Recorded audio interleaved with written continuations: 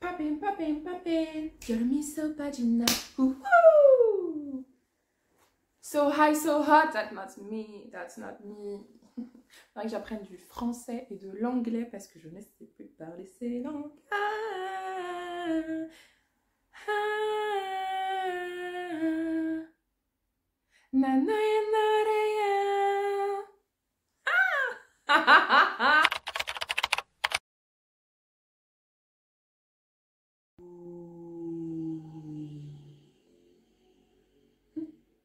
Je suis le fantôme de tes lectures passées. Alors, on va parler de mes potes. Bonjour. Coucou, j'espère que vous allez bien, j'espère que tout se passe bien. Je viens de faire une intro il y a 2 minutes. Mais j'espère que vous allez bien, j'espère que tout se passe bien. Aujourd'hui, je voulais parler un peu de mon bilan lecture 2022. Très honnêtement, ça va être une vidéo assez simple. Je n'ai rien prévu, j'ai juste ma file Goodreads parce que moi je suis principalement sur Goodreads mais j'ai pour objectif de basculer un peu plus sur les comptes francophones, donc Booknode notamment, Booknode, Mabelio, pour pouvoir parler un peu de mes lectures francophones parce que c'est un objectif aussi de lire en français, sinon principalement Goodreads parce que voilà, et aussi je suis en train d'essayer de basculer sur Storygraph parce que ce qui est cool avec Storygraph c'est qu'il y a des graphiques. Et ça, faut pas parler de ça à moi en fait. J'adore les graphiques. Je déteste faire les maths pour trouver les graphiques. Mais j'adore analyser des graphiques. Et du coup, en fait, ce qui se passe avec Storygraph, Goodreads, on n'a pas vraiment ça à la fin de Goodreads, donc je vous explique. En début d'année, on se donne un objectif de lecture et puis on lit, on fait nos revues, tout ça. Donc, je sais pas si vous, voilà, si tu connais pas, si vous connaissez pas. C'est comme ça. Et puis après, en fait, au fur et à mesure, tu rajoutes tes lectures. Et puis à la fin de l'année, il y a une sorte de bilan de ton année. Donc voilà, le livre le plus long que tu as lu, le livre le plus court, ta note moyenne, donc cumul de toutes tes notes, voilà la note moyenne que tu donnes. Donc ça veut dire est-ce que tu as eu des bonnes lectures généralement ou pas.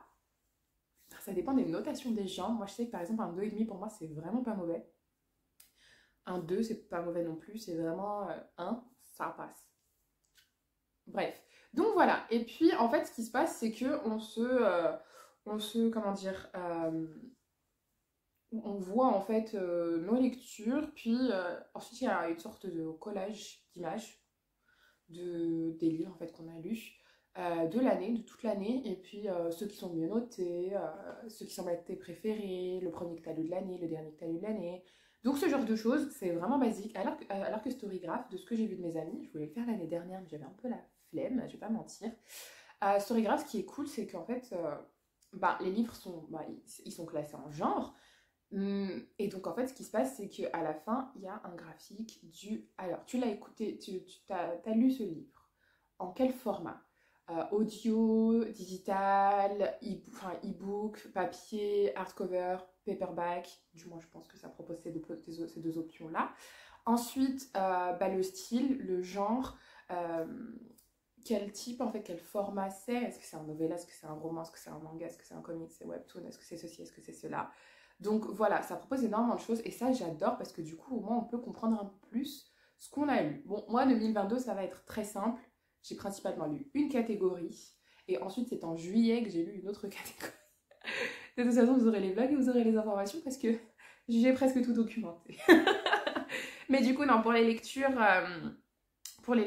Donc voilà, c'est...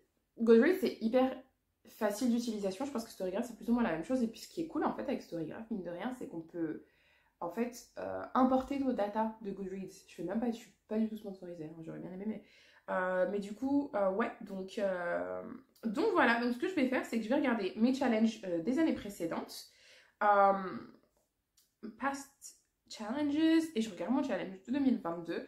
Et donc, j'ai réussi à remplir mon objectif de 2022. Donc, mon objectif, c'était 70 livres. Je pense que je l'avais vu à la baisse à un moment. En milieu d'année, je pense que je m'étais dit que j'allais réduire ma quantité de livres. Et ça fait bien. Parce que, très honnêtement, voilà, c'était pas trop ça. Donc, j'ai lu 77 livres au lieu de 70. C'est bon, c'est très très bien. Enfin, je suis hyper contente. 77 livres, c'est déjà énorme. J'aurais été contente si j'avais lu 10 livres, si j'avais lu un livre, si j'avais lu un livre. J'aurais été très contente quoi qu'il arrive. C'était pas une année où j'avais énormément de temps de lire, ou une année où j'étais mentalement apte à me rentrer dans d'autres univers. Donc je suis très très contente d'avoir pu lire. Dans l'ensemble, alors je vais regarder un peu ce que ça donne.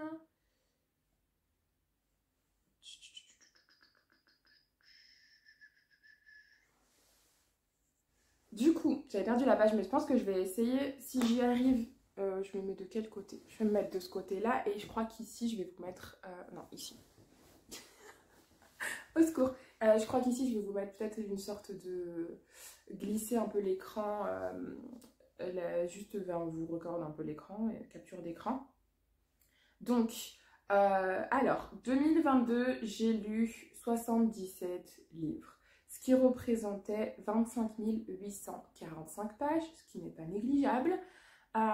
Et le livre le plus court que j'ai lu, du coup, il fait 22 pages, c'est Mrs. Marvel, que j'avais lu cet été en juillet, je le sais. Et c'est le deuxième volume, du coup, des comics de Miss Marvel. Je les avais lus parce qu'il y avait, du coup, la série que je voulais absolument lire. Et puis, ils étaient disponibles, les Mrs. Marvel, sur Next Story, en français, si je me souviens bien. Donc, j'étais bien contente. Et le livre le plus long que j'ai lu, c'est aussi un comics, c'est un comics chinois. C'est Here You Are, qui fait 4440 pages. À savoir que ce n'est pas qu'un seul volume, c'est plusieurs volumes. Miss Marvel, je pense que vous connaissez, hein, c'est un Marvel, c'est une jeune fille pakistanaise musulmane qui se retrouve avec des pouvoirs. Et Here You Are, c'est une histoire avec deux personnages de lycéens qui tombent amoureux, donc c'est un boys love. Hyper mignonne, hyper adorable, les personnages sont trop mignons, le style de dessin est absolument fantastique, à tomber par terre. Donc voilà. Et sinon, alors la taille moyenne, l'épaisseur moyenne des livres que j'ai lus cette année 2022 est de 335 pages, ce qui n'est pas rien. Quand on se dit que quand même le livre le plus épais que j'ai lu c'est 4440, je pense que ça fausse un peu parce que les webtoons du coup ça ne considère pas qu'il y ait plusieurs volumes. Mais voilà, le livre qui a été le plus rangé dans les étagères des gens sur le site internet c'est A Marvelous Light. Donc là, A Marvelous... Oups, désolée Chiran. A Marvelous Light de Freya Marske. Et le livre qui a été le moins dans les étagères des gens, c'est...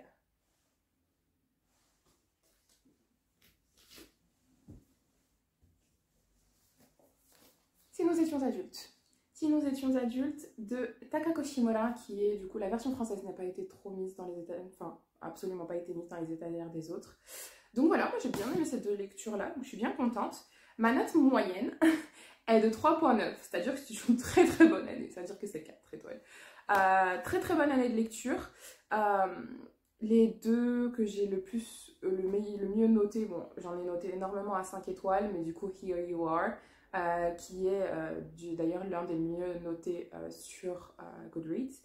Et ma première revue de l'année c'était SS Suicide Class Hunter, Suicide Hunter Class Hunter, SS Class Suicide Hunter, qui est un peu à la, pas à la Alice in Borderland, mais c'est des personnages qui sont dans un monde de jeux en fait, et donc on évolue avec les jeux, donc c'est hyper intéressant, j'aime beaucoup.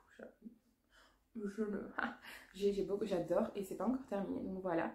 Et puis ensuite, voilà, c'est un collage en fait des images, des couvertures de livres que j'ai lus. Donc c'est là où on se rend très vite compte que principalement c'est des webtoons, vraiment énormément de webtoons, des mangas, des romans, soit des relectures, soit des romances courtes. Donc par exemple Piece by Piece, There is Something About Sweetie, Salem with Love, Sean David Hutchinson, le Complicated Love Story Set in Space, donc des livres dont j'ai parlé dans des vlogs notamment. La majorité de mes lectures romans sont en fait des livres que j'ai lus pendant mon challenge 24 heures en juillet. Voilà. Donc oui, principalement ça. Et puis finalement, dans des livres que j'avais beaucoup aimé quand même, non, ça va. Et puis ma dernière review, et c'est là où on commence à comprendre que là, je suis un peu plus stricte en notation. Cette année, je le suis un peu plus. C'est du coup un livre que j'avais lu fin décembre, That Blue Sky Folding, donc qui est absolument celui-là. That Blue Sky Folding, le scénario est de Okura et le dessin est de Komahashi aux éditions Akata. Donc c'est deux mangas aux éditions Akata. Et ouais, j'avais bien aimé. 4 étoiles, c'est une série en 2 tomes, en 3 tomes, pardon. Et du coup, je suis hyper excitée pour la suite, j'ai très hâte. Et donc voilà, finalement, c'est ça en fait, mon bilan lecture 2022. Et puis là, pour mon objectif, je me suis donné pour objectif de lire 100 livres pour 2023. Et je pense que ça va se faire, je pense que ça va se tenir parce que là du coup je comprends quand même les webtoons, les mangas, les novellas, les volumes, vraiment les livres hyper courts. Donc hâte de voir tout ça, hâte d'essayer d'accomplir un peu tout ça, de faire de mon mieux, de me motiver. Surtout que ce qui était, bon, 2022 j'ai pas mal voyagé, mais j'ai eu le malheur en fait d'avoir pour habitude de regarder des séries, de télécharger des séries pour regarder hors connexion, dans l'avion, dans le train, dans le car, dans la voiture, dans les bus, dans tout. J'ai eu le malheur en fait principalement d'écouter de la musique et de regarder des séries.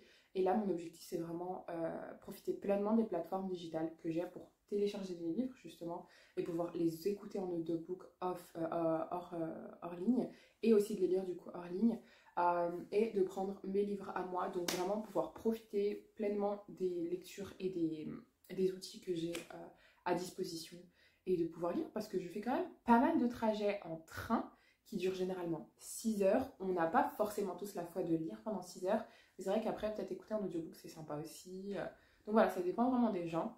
Prendre aussi peut-être une petite pile de manga ou voilà, de faire ce genre de choses. Donc objectif 100 livres et en plus de ça j'ai pour objectif de spice up un peu mes pales, donc pas rester dans la monotonie et vraiment lire en fait les livres de mes amis, enfin les livres que mes amis adorent, et puis aussi bien évidemment lire les livres de mes amis puisque j'en ai oh je suis trop fière de mes amis, oh, bref.